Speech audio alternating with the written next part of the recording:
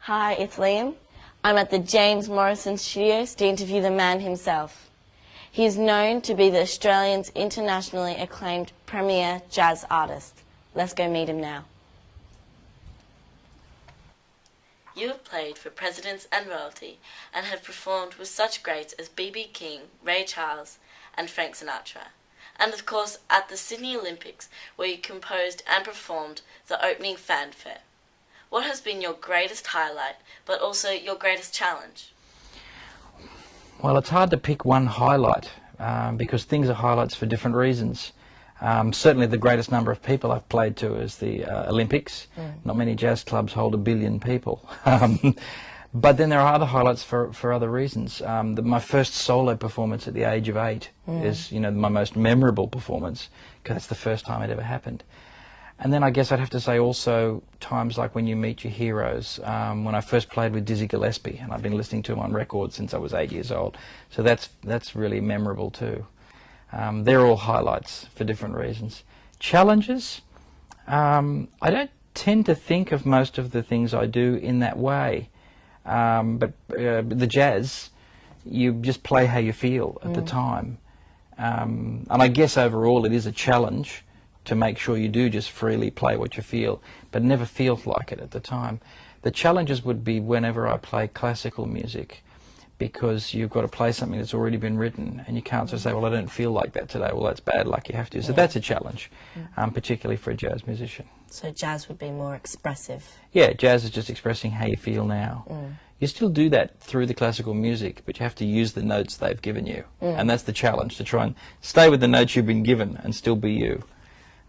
You are a multi-instrumentalist, playing the saxophone, clarinet, flugelhorn, trombone, tuba, piano, and of course the trumpet.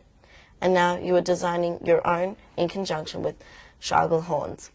What is the fundamental difference between your trumpet, the Meister, and the normal trumpet?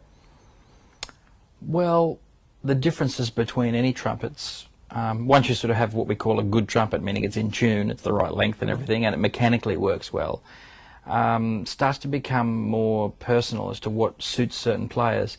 So the things that control that is the metal the trumpet's made out of.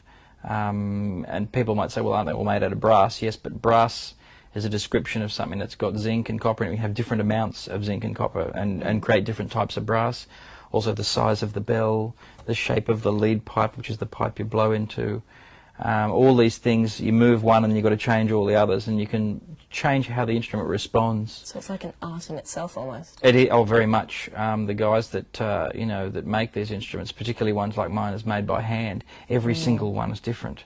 And so when they made, we worked on the design, and when we got the design right, they then made 3 of exactly the same design, and each one played differently to see which one I liked the most. So it becomes very personal. It's not so much that the instruments have different sounds, I don't think. I think a good player makes their own sound through any instrument. It's that you're looking for an instrument that, if I can put it this way, wants to make that sound. In other words, it works with you, and it's easier to get what you wanted out of it. I understand that educating young people about jazz is very important to you, and you established the James Morrison Jazz Scholarship with a prize pool of $13,000. How do you entice the younger generation to take up jazz instead of hip-hop or pop? Well, I don't, actually. I don't try and entice anyone to do anything. I think people hear music, and all I do is try to make sure they get to hear and experience it and see what grabs them. Some people just hear Bach and they say, I want to be a classical musician. Other people hear some hip-hop and they want to do that, or they hear jazz and say, I heard jazz and I went, yeah, that's got me. So I think what I do is just make sure I play as much as I can for young people and give them the opportunity to experience jazz. And I don't mean just to hear it on a record, but actually experience it, because it does feel different when you're there live. And then if it's going to be their music, I don't have to do anything. It'll grab. They won't be able to help themselves. And if it's not, something else will grab them. Music runs in your blood like a drug. How do you ensure that there is a balance in your life and your passion doesn't override everything else? Well, that can be a problem for a number of musicians, but it's never been an issue for me because I have so many other interests, and because the way I approach music is very much as just an expression. and so I'm not playing or actually doing much to do with it when I'm actually not performing. And I'm into lots of other things, leisure things, like I do like sailing, and I fly planes, and I like racing cars and all sorts of things. Having said that, though, everything you do is part of your music, because if you have an experience that day, you know, say you go sailing and it's really stormy, or it's really sunny and calm, doesn't matter, but you have an experience, that then is in you. When you go to express yourself through music, it comes out, all the things that have ever happened to you. I guess what I would say is that it's because it's something that you are, it doesn't overtake you, it's just part of you. So would you say that music is less of a job and more of a part of you? Yeah, it's not a job. It happens to be my job. But I always sort of like to think of the analogy that if you know, what makes someone a plumber? Well, it's because they work with taps. If they were working with electricity, they'd be an electrician. Yeah. Whereas if I never played music again, I'd still be a musician. In fact, if I worked with taps, I'd be a musician who's pretending to be a plumber.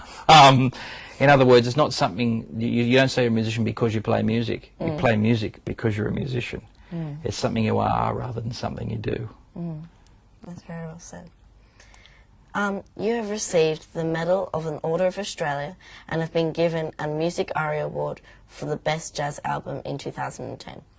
What has 2011 got installed for you? Well, as far as awards go, like you've mentioned, I don't know until I receive them. But lots of touring, always. I'm on the road. I think next year already I've got half a dozen trips to Europe planned, and there'll be more. I'm going to China and the United States, and so lots. And when I'm in Australia, I tour much of the time. So plenty of playing and whipping around the globe. And I guess more work with Shargel. I'm working on some new instruments, a new flugelhorn and a euphonium. I'm going to be busy. So it's an action-packed year. It is an action-packed year. It's very nice interviewing you. Thank you for your time. Thanks. I'm Liam Neeran from CKTV. The fanfare from James Morrison.